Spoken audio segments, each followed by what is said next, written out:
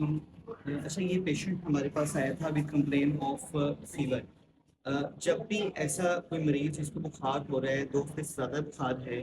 اور بخار وہ ٹھیک نہیں ہو رہا ساتھ میں کھانسی آ رہی ہے ٹھیک ہے یا بھوک نہیں لگ رہی تو لازمی چاہیے کہ پیشنٹ جو ہے وہ ڈاکٹر کو چیک کروائے. ٹھیک ہے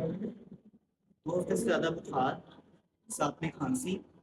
ساتھ میں چاہے سانس چڑھا ہو اور بھوک نہ لگ رہی ہو تو یہ علامتیں ایسی ہیں جو کہ جن کو لازمی طور پہ رول آؤٹ کرنا چاہیے کہ کوئی خدا نہ خاصا کوئی ایسی ڈیزیز تو نہیں ہے جو کہ آگے جا کے نقصان پہنچا سکتی ہے. مثلاً اس پیشنٹ میں ہم نے کیا کیا کہ ہم نے اس کا ایگزیکٹ جب معائنہ کیا اس کا اس کی ہسٹری کو دیکھتے ہوئے تو ہمیں اس کے بائیں طرف پانی کا خدشہ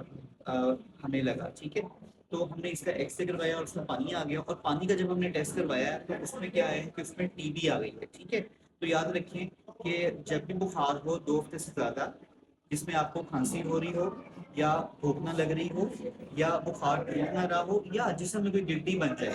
تو لازمی اس کو لازمی چیک ہونا چاہیے تاکہ